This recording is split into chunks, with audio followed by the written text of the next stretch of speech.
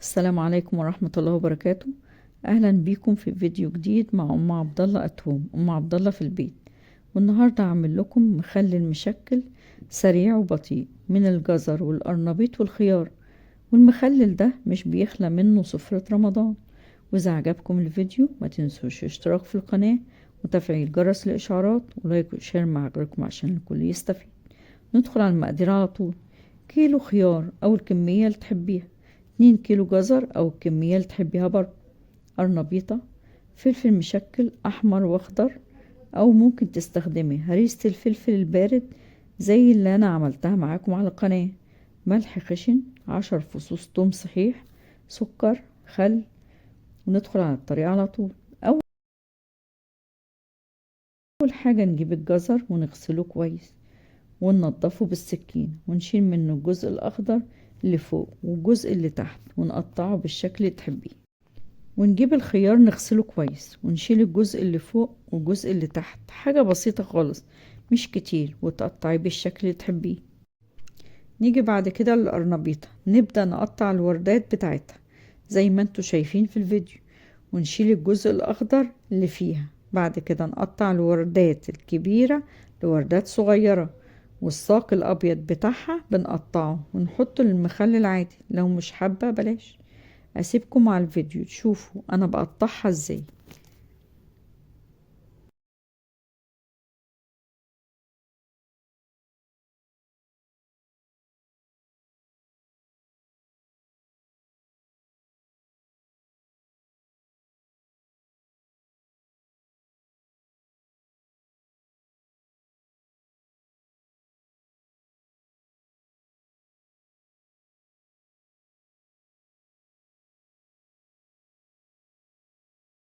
ودي الكمية بعد ما خلصت وقطعتها، نغسلها كويس ونسيبها على جنب.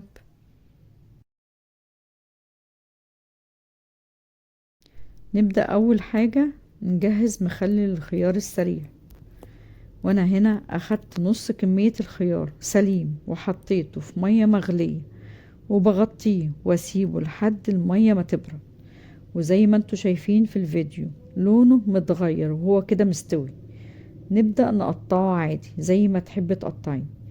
وزي ما انتوا شايفين الفرق بين الخيار المستوي والاخضر اللي لسه ما تخللش، علشان هيتخلل بالطريقة البطيئة. تاني حاجة ندخل على الجزر، وده الجزر اللي هتاكل منه تالت يوم. بنجيب نص كمية الجزر ونحط عليه شوية ملح ونقلبه ونسيبه لحد ما ينزل المية اللي فيه. بعدين نغسله بالمية ونسيبه على جنب. وده الجزر اللي هنعمله بالطريقة البطيئة، هنستعمله زي ما هو.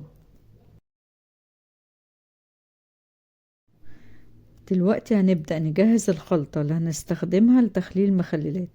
هنجيب 4 لتر مية مغلية ومتبردة، والخطوة دي مهمة جدا.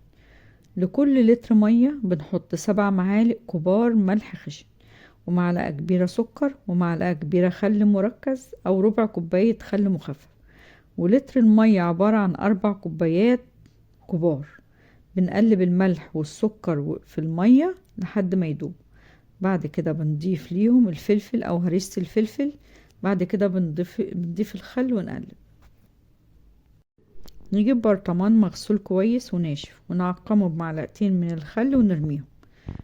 ناخد اول برطمان ونحط فيه الخيار ونحط معاه قرن فلفل ونفتحه فتحة من النص، ونحط عليه من الخلطة اللي عملناها لآخر البرطمان. بعد كده نحط فصين توم على الوش.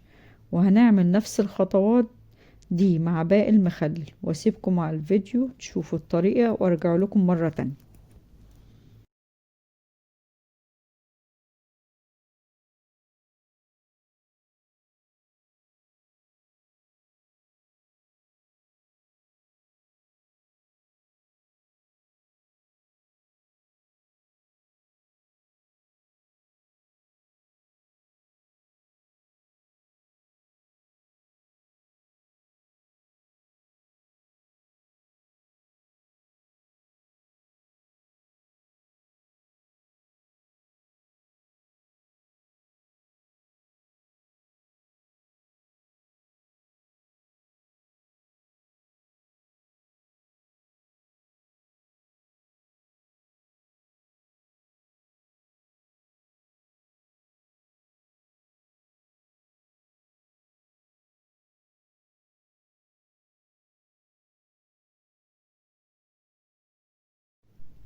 والخطوة الأخيرة خالص نجيب كيس تلاجة أو ستريتش ونحط على وش البرطمان عشان نعزل عنه الهواء ونغطيه كويس.